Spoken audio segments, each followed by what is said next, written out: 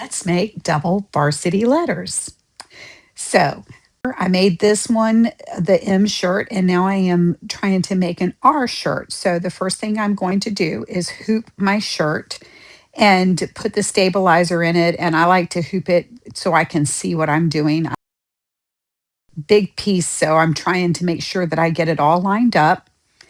And my first attempt, I needed a bigger piece of stabilizer. So I pulled that out and I went and got me another piece of stabilizer. You'll see that in just a minute. So I just want to let you know that when I hoop my shirts upside down and I go through the bottom of the shirt to be able to hoop. So you got to make sure that when you put that frame on, you make sure that the little cutout is to where it will be upside down.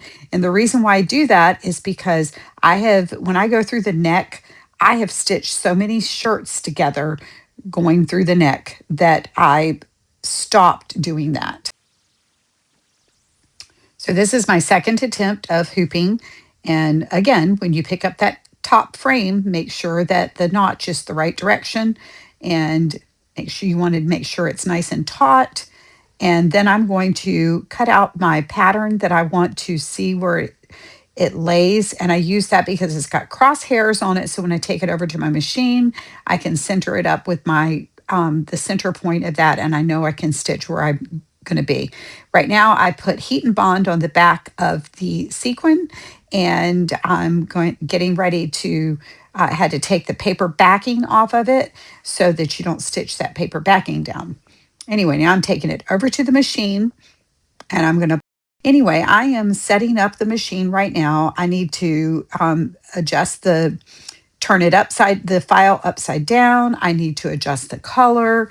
And now I'm going to have to change the thread because I realized I didn't have the pink on there.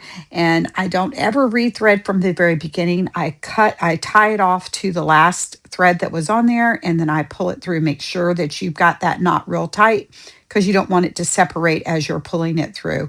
But you just gently pull it through and then rethread it through your needle, and you're not having to thread from start to finish. Always trace around your design before you get stitching. And now it's going to stitch out a placement stitch. And after the placement stitch, then I'll be able to put my first layer with the felt on top. I've already done the heat and bond on the felt, and you'll see that in just a second. And then it's going to come back and it's going to stitch a place for that hole. That hole is really important when you have that in your applique. So I'm going to put my felt over top of it and I'm going to trim it down, and I'm going to be mindful about where that hole is in the R, because once it's stitched down, if you don't, you need to clip a spot where that hole would be so that once it's stitched down, that's what I'm doing right now. I'm going to clip that hole, and that way, once it's stitched down, I'll be able to have access to that hole, because if you don't, you might cut your shirt when you go to try to cut that part out. So I learned that through another YouTuber, Angela Jasmina, and I use it all the time. I make sure that I do that. So here's that hole. It made it very easy for me to go ahead and cut the center of that R out. And then you're going to notice after I get that cut out, you're going to see where I'm going to come down here to the bottom of it. It's real tight between the two legs of the R. So I'm going to cut off the very bottom of that R. And then I'm going to come in and I'm going to cut through the middle. And now I'm changing the position of where my phone is because I felt like that you couldn't really see it. So now I've got you overhead, but it made it easier for me to cut out that center where that R is, the center between the legs. Cut as close to your stitching as you can. Don't cut your stitching. Be always mindful of not cutting your shirt. And you don't want the felt to be, or the layer, you don't want it to be hanging past that stitch because you don't want to see it after you do the satin stitch. So now I have it all back. Be mindful of your shirt when you go put it back on because you don't want to stitch that shirt down. But I make sure I check it all around and make sure, and I'm going to put some clips on that shirt so that it doesn't get pulled back underneath it when it's going to stitch. Now it's going to do the placement stitch for the sequin. So I'm going to do the exact same process on the stitch. The girl that I watched originally, she does hers all at one point in time. I don't do applique all the time. So I like to do one layer at a time because I'm not really I applique is not really my thing that I do all the time. I'm doing this for my granddaughters. I can do applique, but I do it for my granddaughters. So now if you notice, I'm going to put that cut. I'm going to get I had to have that position, and now I'm put that hole in there for the other R for the sequin part as well. And it's going to stitch that out, and that hole is already in there, so it's going to make it easy access to cut that through. And the reason why I didn't do that, now see, I'm going to cut all the way up between these two legs, loosening the fabric so that I can cut close, and because otherwise it's just real tight and you can't cut through it.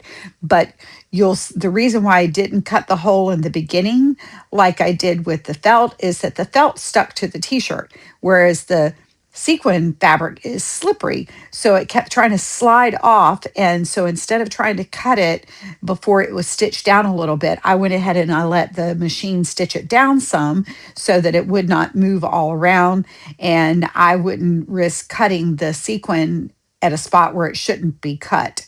So I went ahead and I cut it all the way around for the R. Sorry for the glitches. The glitches was happening on the live. I tried to edit out as many as I could, but I didn't get them all. Now I'm going to come back and cut that hole out. And here it is. And it made it easy access. At this point in time, after this is done, I will put it back on the machine.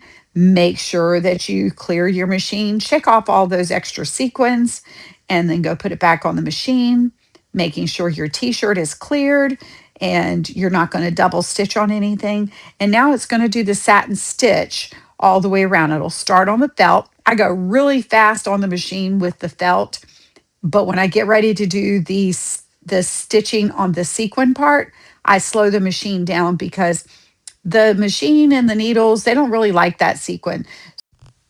Anyway, here's the finished product. I love the way it turned out. I have an R and I have an M, and my granddaughters will just absolutely love their shirts. I'm going to visit them next week. Anyway, if you like the content, please like and subscribe on my channel and give me a thumbs up. See you later. Bye.